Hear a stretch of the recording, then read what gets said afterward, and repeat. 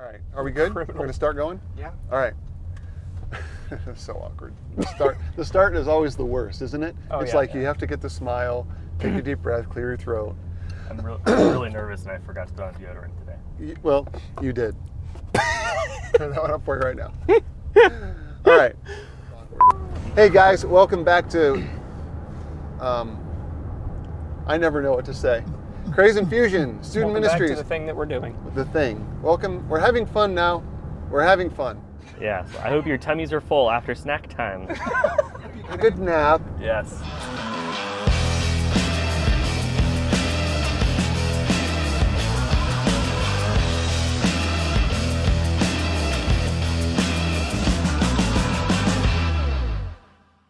Hey guys, welcome back to Student Ministries. We're so excited to be here with you. We've got in the vehicle Phil, who is doing the filming for us.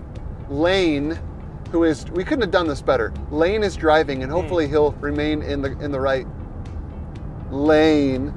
David, Mason, and me. So we're excited to be back together with you. We are coming to the end of our Student Ministries season of Craze and Fusion, where we meet weekly at Conklin, Halstead, Montrose, Tunkhannock, and Vestal. And we are coming back together once again, teaching and just trying to go out with a bang. Not a car crash bang, Lane, but like a big deal. Yeah. And so we just wanted to rehearse with you some of the things that we have done and some of the places that we've been together this year. Yeah, so we started out the year off at the Depew Farm where we celebrated United. We came together, we had a good time playing games, and then from there we all came back together for one night where we jumped on trampolines all night until our ankles were sore. And then we had our various Christmas parties, and we had tons of fun doing that. We ate endless amounts of pizza and threw all sorts of dodgeballs. And then we brought in the new year at Snow Day, where I introduced Vanilla Spice, and we froze all together. And then from there, most recently, we had United again, where we came together and we worshiped the Lord with one another, and we just had such a good time with all those events. Yeah, I feel like you didn't really you weren't into that. Maybe Lane. I didn't care. Maybe Lane and Mason switch. Maybe you drive in, Lane will teach. All right, cut. Analyze, brake. That means you're back in safety.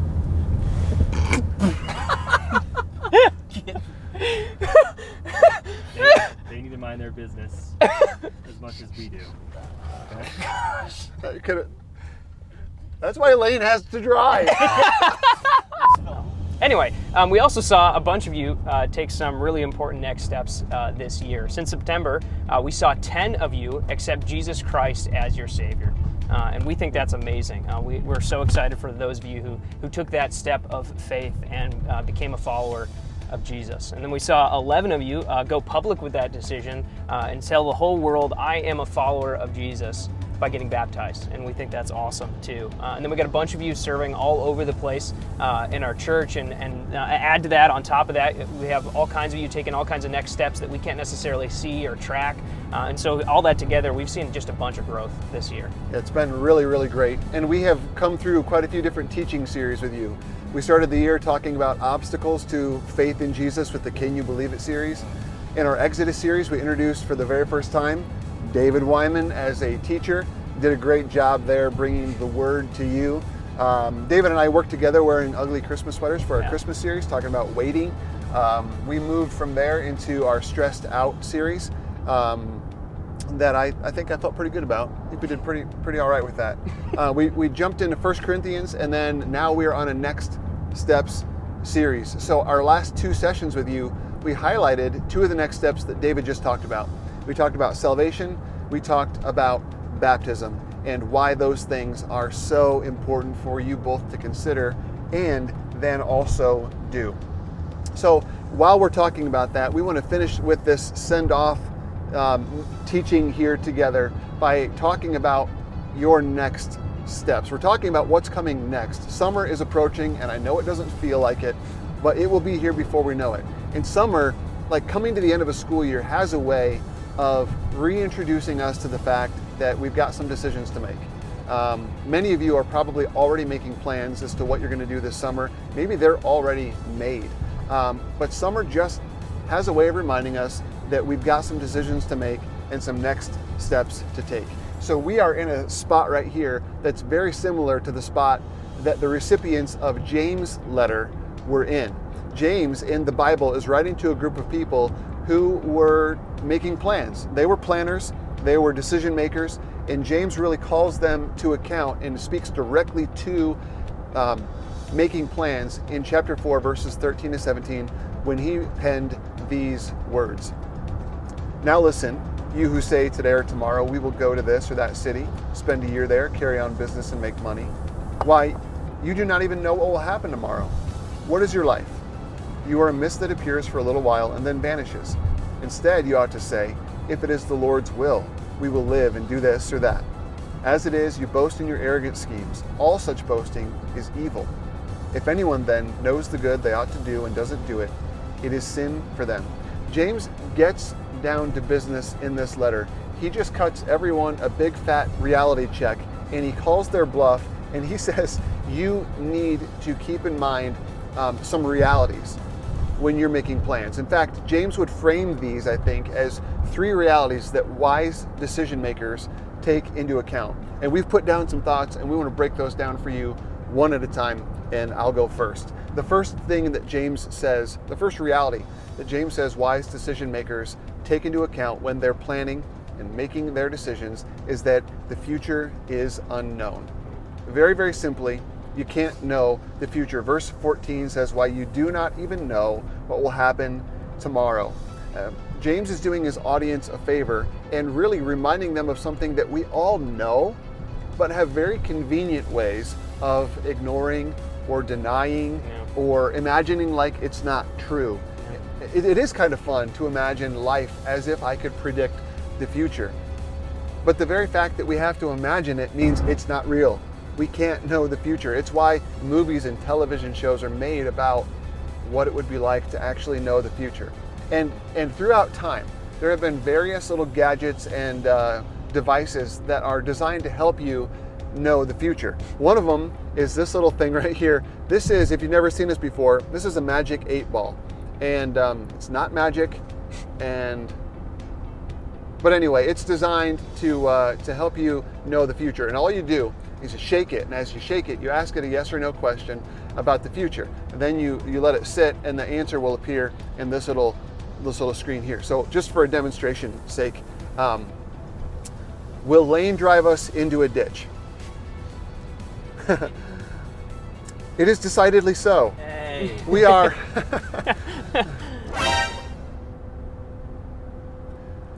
But this doesn't work. It doesn't work. It doesn't work. So yeah. Anyway, all of this is to say that we have got to do what James says here. We've got to bring ourselves back to reality and remember that the future is unknown. You can't know it. Even if you have a device or you've got a friend who seems to do a good job at predicting events, you can't know the future. So to be clear, James is not against us making plans. He is against us making plans as if we do know the future. Yeah. If the COVID-19 pandemic has taught us one thing, it's that we can't know the future. So let's just settle that right now. That's what James wants to lay down as of first importance. But he goes on. Yeah, so the second reality that James brings to us is that life is short. That's another kind of thing that's cliche, and I feel like we would all agree that, yeah, life is short, right? But what he says here in verse 14 is it says that what is your life? You are a mist that appears for a little and then vanishes. When you hear that passage, it feels like James is telling us like our life doesn't matter.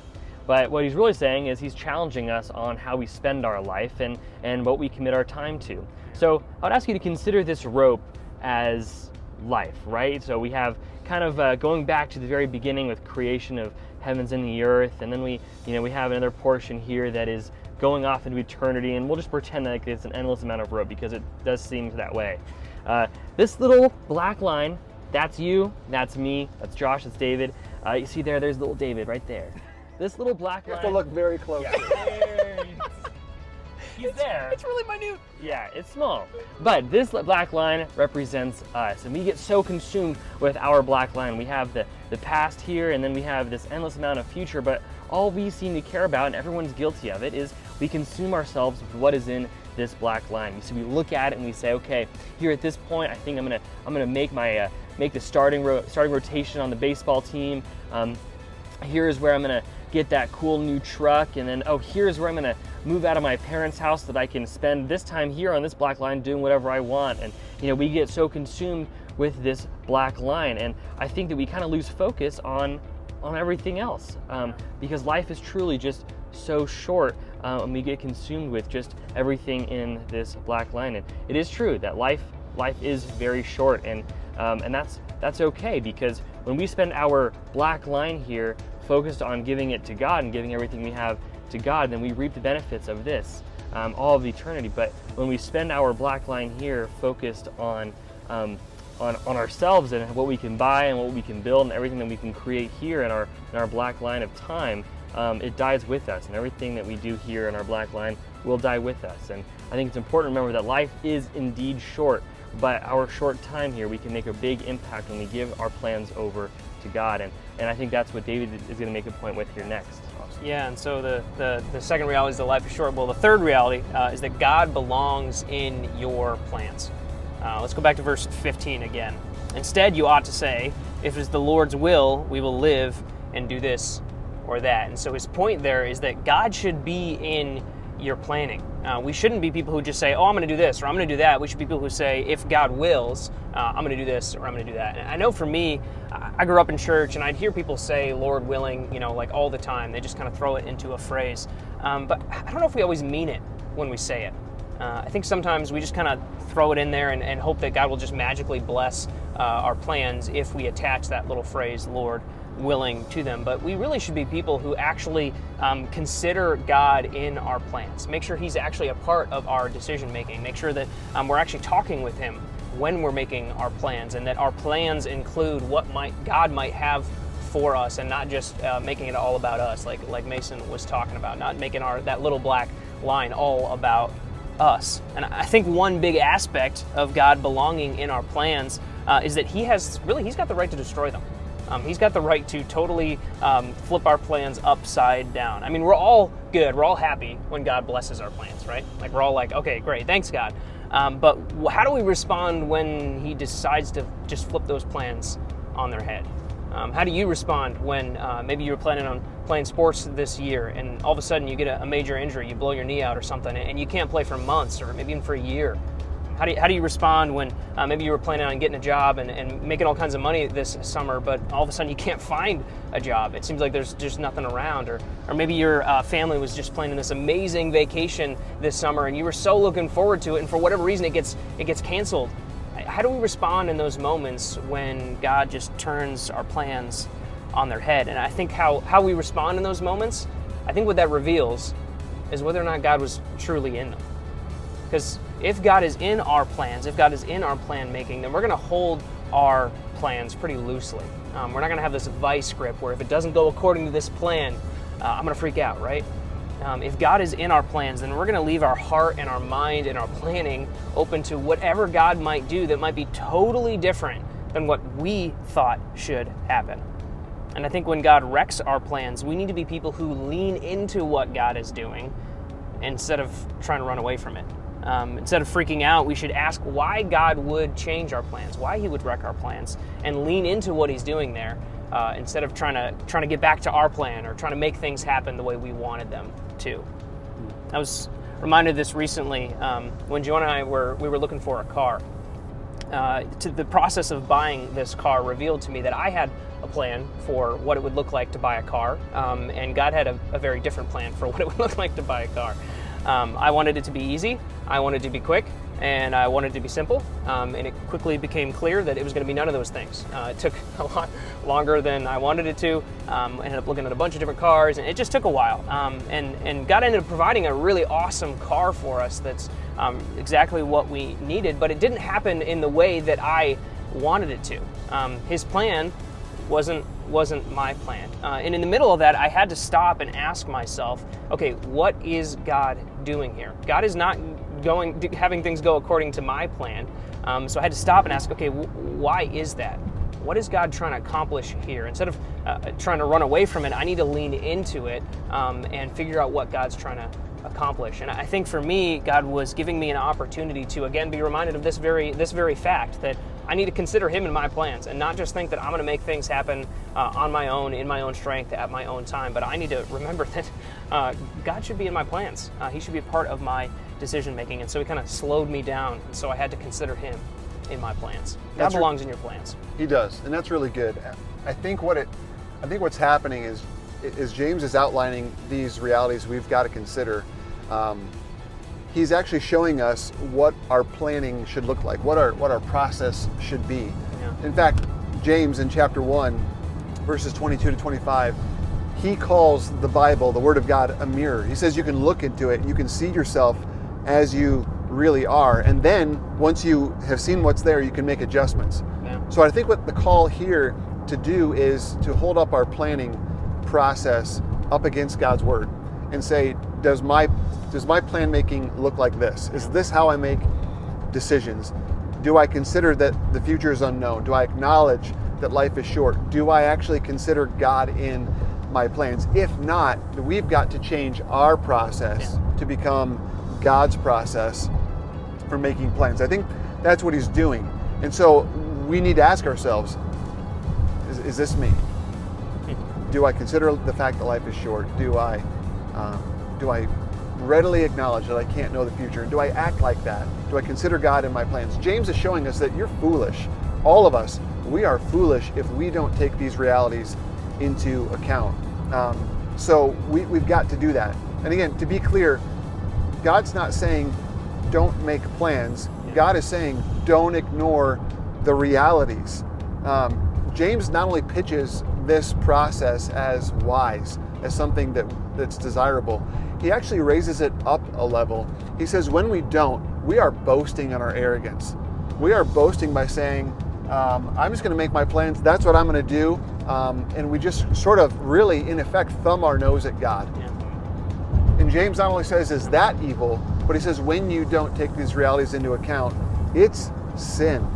It's not only arrogant boasting, but it's sin to ignore these realities in your planning. Back to verse 16, as it is, you boast in your arrogant schemes, all such boasting is evil. If anyone then knows the good they ought to do and doesn't do it, it is sin for them. So beyond this being a good idea and being really wise, it's actually right and the righteous thing to do, and to not do it is sin. And that has got to mean something to us. So all of us, we've got to consider these realities as we head into summer. When you're thinking about that summer job, those vacation plans, what you're going to do on the first day when school is no longer in session for you.